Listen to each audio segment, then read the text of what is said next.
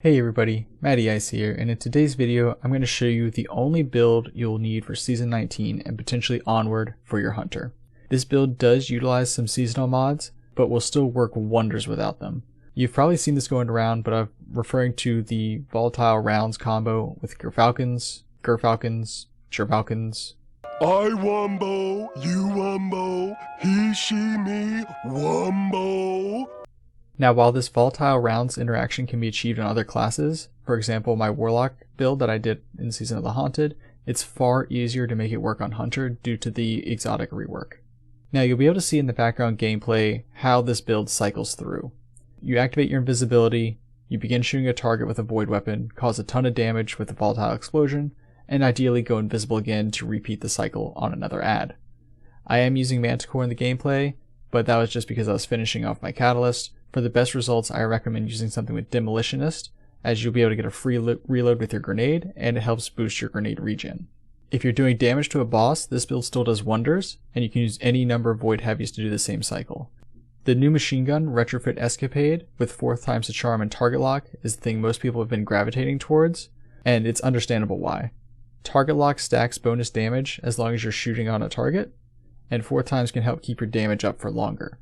My only issue and concern with this is you have to hit the crits in order to activate 4 times. It is possible in some bosses or with using Divinity, but I personally feel there could be other options out there. Now I haven't done the damage testing for this yet, and as I'm editing this video, Dato's video just came out, kind of going over the different damage options, but he didn't cover something that I was curious about. So I will be updating the pinned comment with information as I test, but I believe Commemoration could be a solid contender for your heavy slot. Not only is it also craftable, but you can get a much larger magazine with reconstruction, and you can get a similar damage boost easily with either firing line or killing tally. My personal preference would be killing tally, where you just kill a few ads before damage phase, and then reconstruction just fills up your mag without getting rid of killing tally, and then when it comes to DPS, you're set. Not to mention the new origin trait is basically just a better version of Wellspring, so it fits nicely with your ability regen. But enough about how the build works and what weapons I recommend, let's get into the actual build. For this, most of the armor elements can move around, so long as your arms are void and your cloak is stasis. My helmet here is Arc. I've got Harmonic Siphon and Radiant Light, but you could also swap this out for Seeking Wells. The only reason I have Radiant Light in there is for the stat boost to help reduce your cooldowns. Any additional mod you can fit in there, it's kind of up to you. I personally like a Finder mod myself since I'm going to be running a machine gun and blowing through a lot of that ammo. For your arms, you're going to want them to be void. This is so you can have Bolstering Detonation to assist with your class regen.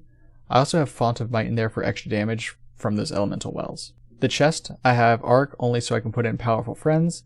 This is purely for the mobility boost, and then you can add in any defensive mods and you're good to go. Leggies, I've got those as Solar.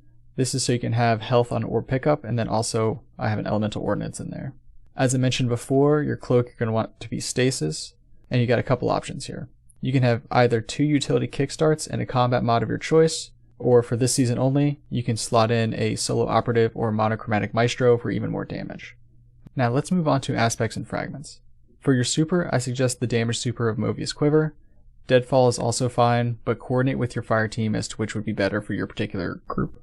Aspects are a little bit tricky as there's kind of 2 ways to go with this one. I personally went with the more general ad clear focus version, where you have Vanishing Step and Stylus Executioner. Stylus Executioner will allow you to continue becoming invisible based on killing void debuff targets, which is very easy to do. However, if you want to become more boss damage focused, you can swap Stylish for Trapper's Ambush. This will reduce your fragment slots by 1, but will allow you to become invisible by dodging and by using your smoke bomb, basically doubling the amount of time you have your volatile rounds up. This again should be coordinated with your fire team as to which you should be focused on. I personally like the ad clear version, and that's what's being showcased in the background gameplay.